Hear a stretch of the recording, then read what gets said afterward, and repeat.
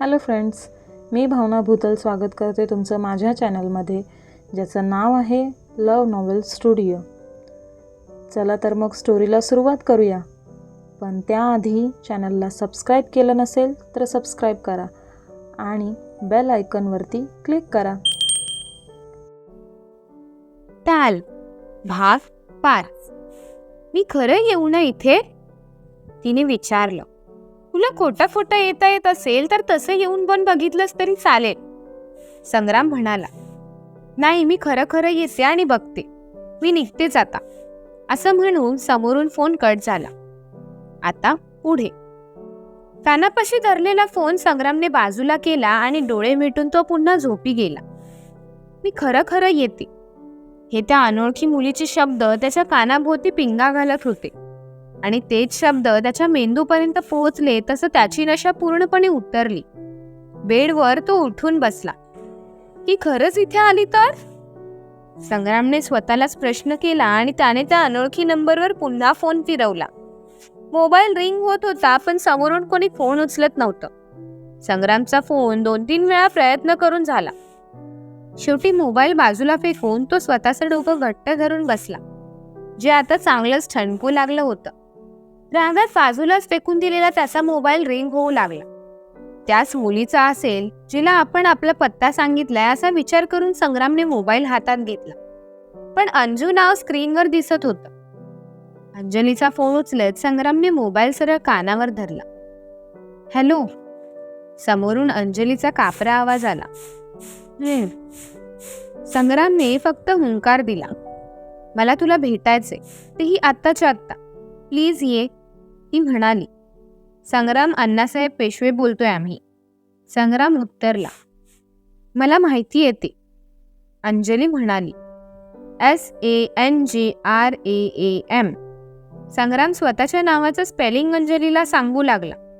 माझ्यासोबत नीट बोलायचंच नाही असं ठरवलंयस का? काय लावलंयस तू हे? अंजलीने विचारलं. आता खात्री करून घेणं गुन्हा आहे का? आमच्या कानांवर विश्वास नाही बसत त्याला आम्ही काय करू? तू चक्क आम्हाला भेटायला बोलवतीयस, ही गोष्ट आम्हाला न पटण्यासारखी आहे. त्याला आम्ही तरी काय करू? आम्हाला वाटलं अर्णवला फोन लावायचं सोडून तू आम्हाला लावलास, आणि म्हणूनच आम्ही आमच्या नावाचं स्पेलिंग सांगत होतो तुला. सध्या तू तुझा मेंदू अर्णवजवळ सोडून आलीयस, मग तुझ्या नावाच्या बाबतीत थोडा गोळ होऊ शकतो असं सुद्धा आम्हाला तुझ्याबद्दल वाटतंय. त्याला आम्ही काय करू? संग्राम मस्तीतच म्हणाला, पण त्याच्या मस्तीने अंजलीचा राग मात्र अनावर होत होता. तुझं झालं? अंजलीने विचारलं. आमचं झालं, आणि ते पण तुझ्यासोबतच झालं ग अंजू डार्ली, आणि आम्ही त्यातच समाधानी. तूच दुसरं करण्याच्या तयारीत आहेस. संग्राम म्हणाला. तू फोनवरच भेटून बोलणार आहेस की इथे येणार सुद्धा आहेस? अंजलीने अगदी हक्काने विचारले. तुला मध्यरात्री 2 वाजता आमची आठवण येते ही चांगली गोष्ट आहे, पण का आमच्या जीवासोबत खेळतेस? आमच्या नावाचं सागी करून झालं आणि त्यात सागीचा मोगली करायला निघाली. तुला आमच्या नावा जीवाची काळजी पण नाही, आम्हाला थोडी आहे. निदान चिमणीसाठी तरी आम्हाला जिवंत राहायचंय. तुझ्यासाठी मोगली बनून त्या जंगलात आम्ही घुसणार नाही, कारण त्याची 2 कारणं आहेत. पहिलं म्हणजे अजून भरपूर वाईट कर्म करायची बाकी आहेत आमची, आणि दुसरं म्हणजे तू तेवढ्या लायकीची नाही राहिलीस जेवढी आधी होतीस. त्यात आता असं रात्रीचं कॉल करून तू आम्हाला बोलवतेस, ते सुद्धा डिवोर्स पेपरवर सही करायला. काय एवढी वाईट बनतेस आमच्या नजरेत तू? का का आणि का? संग्राम अगदी फिल्मी स्टाईलमध्ये बोलला. तुला कसं कळलं? अंजलीने विचारलं. आम्ही फक्त अंदाज लावलेला ग, पण आता तू स्वतःच्या तोंडाने कबूल दिली, मग खात्री झाली. आता या तुझ्या कामगिरीबद्दल आम्ही तुला +1 देऊन टाकलं, म्हणजे 10/6 स्कोरिंग झाली आहे तुझी.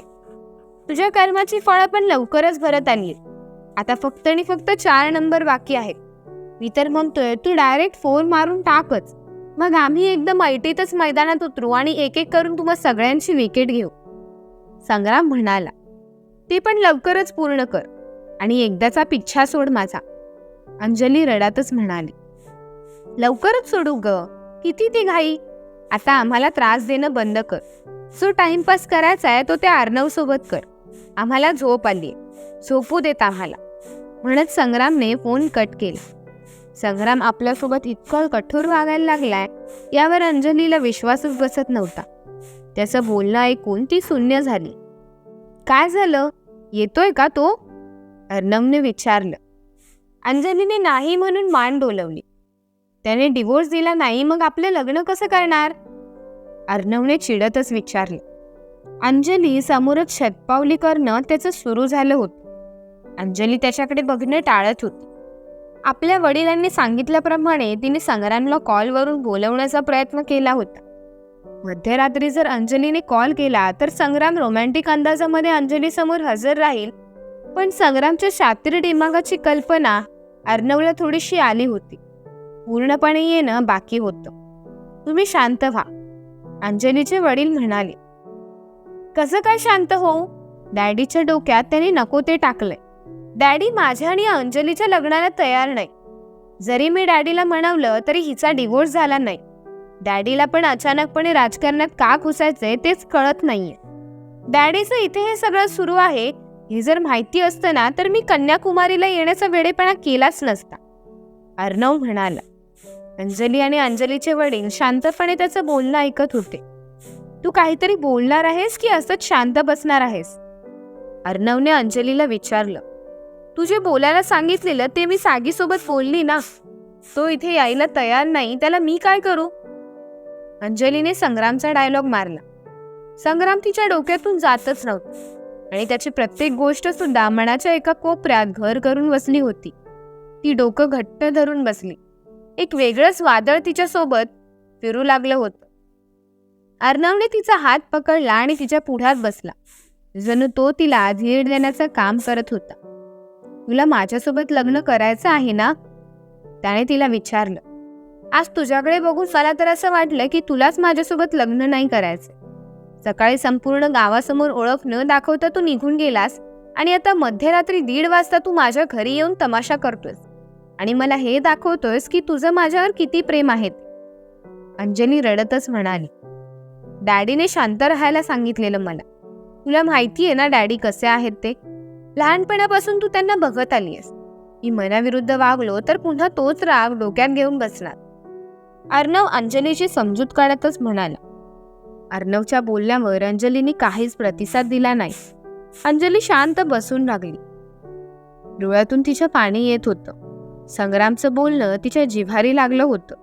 नाही बोलायला गेलं तरी त्याच्या बोलण्यात तेवढं तथ्य सुद्धा होतं. अंजू, अर्णवने तिला आवाज दिला. हे नाव फक्त संग्रामच्या तोंडून ऐकायची सवय तिच्या कानांना झाली होती. गोंधळलेले भाव चेहऱ्यावर आणतच तिने अर्णवकडे पाहिले.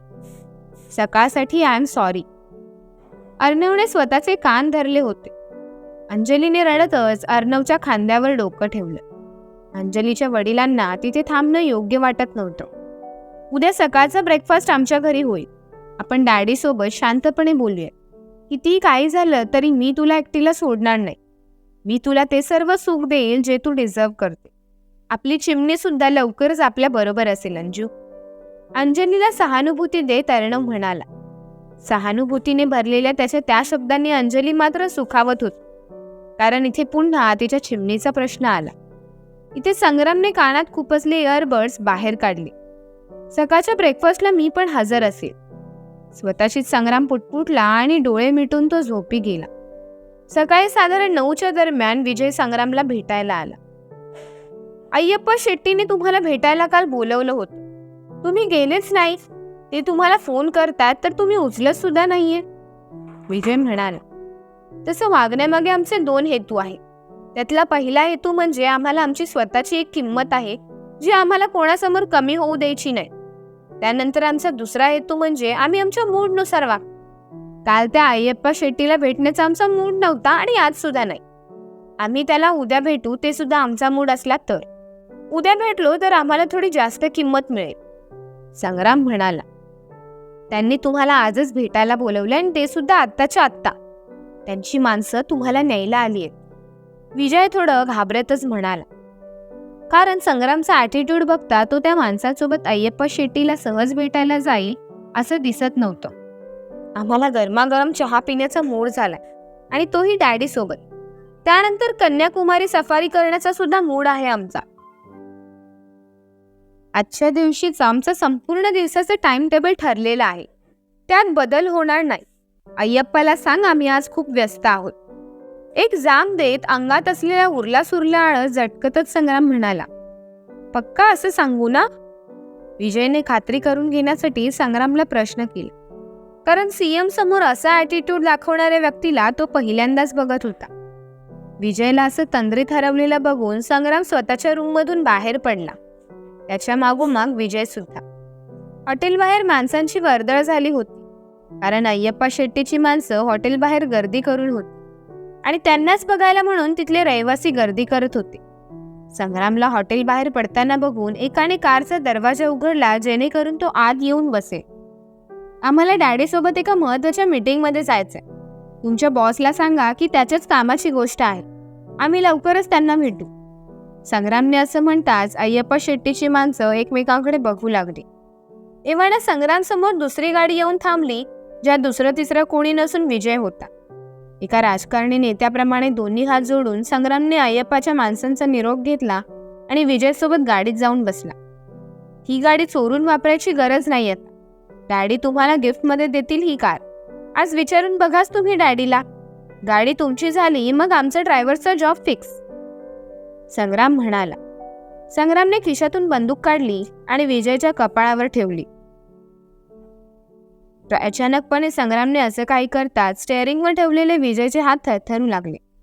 आता मी काय केलं साहेब? रडव्या सुरातच त्याने विचारलं. आम्हाला ही नकली बंदूक स्वतःसोबत ठेवून कंटाळा आलाय. असली बंदूक हवी आम्हाला. कोणाकडे भेटेल हे तुला माहितीच असेल ना? संग्राम म्हणाला. ही नकली बंदूक आहे? विजयने विचारलं. भीतीने तोंडून शब्दच फुटत नव्हते. खरी वाटते ना? संग्रामने विचारलं. विजयने हो म्हणून मान डोलवली. आम्हाला खरी बंदूक हवी आहे. तुला तर माहितीच असेल कुठे भेटेल ते? संग्रामने विचारलं. मला नाहीत माहिती, पण मी ज्यांच्यासोबत त्या धंद्यात उतरलो होतो त्याला माहिती. मी त्याच्याकडून माहिती काढून सांगतो तुम्हाला. विजय म्हणाला. गुड, हमें नाज है तुम पे. संग्राम विजयची पाठ थोपटतच म्हणाला. विजय गालातल्या गालात हसला आणि गाडी ते श्रीनिवास रेड्डीच्या बंगल्याजवळ येऊन थांबली. श्रीनिवास रेड्डीच्या बाहेर उभे असलेले पहारेकरी संग्रामला सलामी ठोकू लागले. आमचे डॅडी आहेत का? संग्रामने भोळे भाव चेहऱ्यावर आणतच विचारलं. या ना आत, म्हणत एक पहारेकरी त्याला आत घेऊन आला. अर्णव रेड्डीचा परिवार मिळून चहा नाश्त्याला बसला होता. अर्णव अंजलीच्या परिवाराची वाट बघत होती. तू? संग्रामला बघून अर्णव मोठ्याने ओरडला. आम्हाला बघून तुला इतका आनंद झाला? चेहऱ्यावर स्मित आणतच संग्रामने विचारलं. कोणाची परवानगी घेऊन याला आत सोडलं? अर्णव पहारेकरीवर ओरडला. आम्ही सांगितलं त्याला आत सोडायला. एक धारदार आवाज त्या खोलीत घुमला. घरातील प्रत्येक व्यक्तीच्या माना त्या दिशेने वळल्या. लुंगीचा एक टोक पकडत डॅडी म्हणजे अर्णव रेड्डी मिशीला पीळ घालतच खाली उतरत होता. Good morning daddy. चेहऱ्यावर निरागसपणाचे भाव आणत दोन्ही हात जोडत श्रीनिवास रेड्डीला नमस्कार करतच संग्राम म्हणाला. संग्राम जवळ येत डॅडीने त्याच्या खांद्यावर हात ठेवला.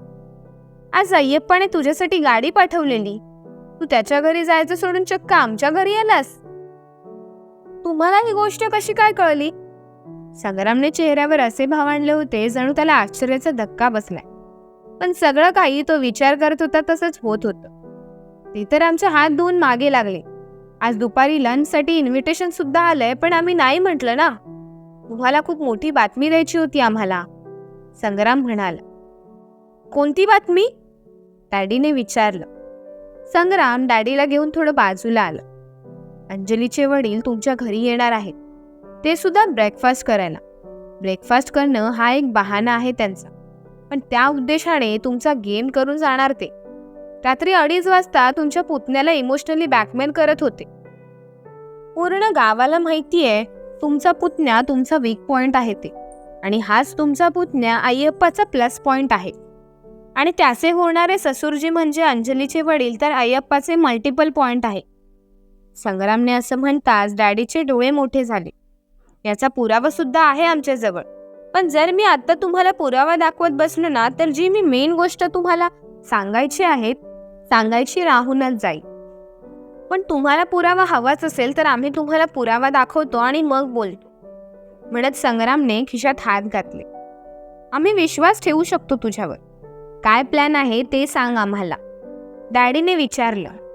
प्लॅन खरं तर अय्यप्पाचा आहे, पण त्याला मदत आप्पा करतायत. आप्पा म्हणजे? संग्राम म्हणाला.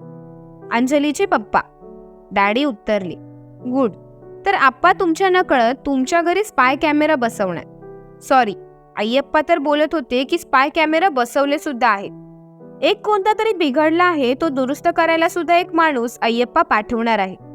मला तर वाटतं तो माणूस दुसरा तिसरा कोणी नसून आप्पा असणार. आणि हे सगळं पण सोडा, तुम्ही आजच्या आज तुमचं संपूर्ण घर तुमच्या माणसांना नीट तपासायला लावा. तुमच्या माघारी खूप काही चाललं असतं डॅडी. त्यात तुमचा पुतण्या प्रत्येक गोष्ट आप्पांना जाऊन सांगतो आणि आप्पा अय्यप्पाला. सगळ्यात महत्वाचं, उद्या रात्री 11 वाजता अय्यप्पाची अंजलीच्या घरी मोठी मीटिंग आहे. तुमचा आमच्यावर विश्वास नसेल ना, तर उद्या ठीक 11 वाजलेला 1 मिनिट कमी असताना तुम्ही अंजलीच्या घराबाहेर उभं राहून खात्री करून घ्या. ती मीटिंग कशाबद्दल आहे माहितीये? संग्रामने विचारलं. कशाबद्दल? डॅडीने विचारलं. संग्राम त्याला काही बोलायला जाणार, पण त्याचं लक्ष अंजलीच्या वडिलांकडे गेलं, जे दारात उभे होते. त्यांना बघताच त्याचे डोळे मोठे झाले. घाबरतच एक नजर अंजलीच्या वडिलांकडे तर एक नजर डॅडीकडे तो टाकत होता.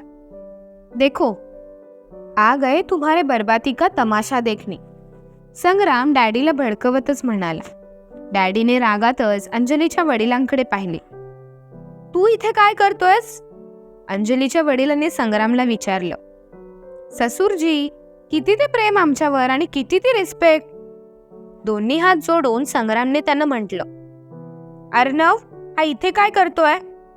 अंजलीच्या वडिलांनी रागातच विचारलं. अर्णवने डॅडीकडे पाहिले आणि तो शांत बसला. अंजली स्वतःच्या वडिलांच्या मागे लपून बसली होती. काल रात्री 2 वाजता आम्हाला घरी का ग बोलवत होतीस? डॅडी, आम्ही तुमच्याकडे खरं तर ना लवकर येणार होतो, पण या मुलीने रात्रभर आम्हाला झोपूच दिलं नाही. घरी ये म्हणून पाठी लागली होती. आता आमच्याकडून डिवोर्स पण मागतेय आणि रात्री अपरात्री असं आम्हाला घरी पण बोलवते. या मुलीचं ना आम्हाला काही कळतच नाही. संग्रामने असं बोलताच डॅडीच्या रागाचा पाराच वाढला. तू या मुलीच्या प्रेमात पडलाय, जी रात्री अपरात्री परपुरुषाला कॉल करते? डॅडी रागातच अर्णववर बरसले. पतिदेव डॅडी, आम्ही पतिदेव आहोत तिचे, परपुरुष नाही. चेहऱ्यावर पुन्हा भोळे भाव आणतच संग्राम म्हणाला. तेच ते. डॅडी चिडतच म्हणाले. मी होतो तिच्यासोबत. मीच सांगितलेलं तिला ह्याला कॉल करायला, कारण मला रातोरात डायव्होर्स पेपरवर याच्या सह्या हव्या होत्या आणि आज सकाळी मी देवळात जाऊन अंजूसोबत लग्न करणार होतो. अर्णव निर्विकारपणे म्हणाला. हो, अंजू काय? संग्रामने अंजलीवर नजर टाकतच तिला चिडवलं, पण आतून तो दुखावला गेला होता. आता आलासच आहेस तर डायव्होर्स पेपरवर सही कर आणि निघ इथून. डॅडीवर जास्तच प्रेम आहे ना तुझं, मग डिवोर्स पेपरवर सही करून व्यक्त करते, अर्णव म्हणाला आणि स्वतःच्या रूममध्ये डायव्होर्स पेपर आणायला निघून गेला. संग्राम काही बोलणार तोच त्याचा फोन रिंग झाला. अय्यप्पा शेट्टीचा त्याला फोन आला. सर, आम्ही तुमचीच आठवण काढली. सॉरी, आम्हाला तुमच्याजवळ यायला आज नाही मिळाले. त्याचं काय आहे की आम्ही आमच्या बायकोला डिवोर्स द्यायला आलोय ना, थोडं महत्वाच्या कामात आहोत. 5 मिनिट देता का आम्हाला? आम्ही 15 मिनिटांनी निवांतपणे तुम्हाला कॉल करतो, मग आपण अर्धा तास गप्पा मारूया. एवढं बोलून संग्राम अय्यप्पा शेट्टीचं बोलणं ऐकू लागला. काय बोलतायत? आमचा डिवोर्स झाल्यावर सगळ्यात जास्त फायदा तुमचाच आहे, पण हे आम्हाला सुद्धा माहिती आहे. पण या गोष्टीचं वाईट वाटतंय की आम्ही ज्यांना समजवण्याचा प्रयत्न करतोय ते समजतच नाही ना. संग्राम डॅडीकडे इशारा करतच म्हणाला. आमचे ससुरजी आहेत ना, इथेच आमच्या समोरच आहेत. हो हो, सांगतो, आता ठेवतो आम्ही, म्हणत संग्रामने फोन कट केला. ससुरजी, तुमचे अय्यप्पा सर तुमची आठवण काढत होते. इथला नाश्ता आटोपून झाला की फोन करा त्यांना, संग्राम म्हणाला. तिथे जमलेल्या सगळ्यांना आश्चर्याचा धक्का बसला. सगळे चेहऱ्यावर प्रश्नचिन्ह आणत अंजलीच्या वडिलांकडे बघत होते. अय्यप्पा शेट्टी माझी आठवण काढत होता? अंजलीच्या वडिलांनी आश्चर्य व्यक्त करतच विचारलं. ड्रामाबाजी बंद कर आणि सही कर इथे, म्हणत अर्णवने डिवोर्स पेपर आणि पेन संग्रामच्या हातात सोपवलं. ओके म्हणत संग्राम त्यावर सही करायला जाणार तोच डॅडीने ते डिवोर्स पेपर हातात घेत फाडून टाकले. डॅडी, भावनिक भाव चेहऱ्यावर आणतच संग्राम म्हणाला, अजिबात डायव्होर्स द्यायचा नाही तू, आणि तुम्ही आलात तसं निघायचं इथून. डॅडी रागातच अंजलीच्या परिवारावर ओरडले. डॅडीने पुन्हा एकदा अंजलीसमोर अंजलीच्या परिवाराचा अपमान केला होता. अंजलीने डोळ्यात पाणी आणतच अर्णवकडे पाहिले. डॅडी, ती माझी माणसं आहेत, तुम्ही असं इन्सल्ट नाही करू शकत त्यांचा, ते पण ह्या माणसाच्या नादी लागून. हा एक नंबरचा. अर्णव पुढे पण काही बोलणार त्याआधीच डॅडीने त्याला अडवलं. शिवा, यांना घराबाहेर काढ. डॅडीने एका पहारेकरीवर हुकूम सोडला. तुम्हाला अजून स्वतःचा अपमान करून घ्यायचा आहे तर तुम्ही थांबा इथे. अंजली रागातच स्वतःच्या वडिलांना म्हणाली आणि पाय आपटतच तिथून निघून गेली. तिच्या मागोमाग तिचा परिवार सुद्धा. अंजू, अर्णव तिला आवाज देत तिच्या मागे जाणार पण डॅडीने त्याला अडवलं. त्या मुलीपासून लांब राहायचं. डॅडीने अर्णवला थेट धमकावलं. ऐकलं? डॅडीच्या नकळत क्रूर हसतच संग्रामने अर्णवला चिडवतच विचारलं. अर्णवच्या रागातच पारा वाढला. तुला तर ना. अर्णव रागातच संग्रामच्या अंगावर धावून जाणार पण तो तसं करू शकला नाही, कारण डॅडी त्याच्या आणि संग्रामच्या मध्ये उभे राहिले. आम्ही अय्यप्पा सरांसोबत नाश्ता करू की इथे करू हा प्रश्न आम्हाला पडलाय आता. आम्ही तुमच्या घरचं वातावरण बिघडवलं असं वाटू लागलंय आम्हाला. पुन्हा ते भोळे भाव आणि सोबतच अपराधीपणाचा आव संग्रामने चेहऱ्यावर आणला. त्याच्याकडे बघून कोणाला असं वाटेल की हे सगळं तो नाटक करतोय. राजकारण खेळायला सध्या तरी त्याने सुरुवात केली होती. हे चालायचंच. तू निश्चिंतपणे नाश्ता कर. नाश्ता वाढा रे याला, डॅडी म्हणाले. अर्णव आणि अंजलीचं लग्न मोडलंय हे बघून संग्रामने पोटभर नाश्ता केला. भेटूया पुढील भागातच. धन्यवाद.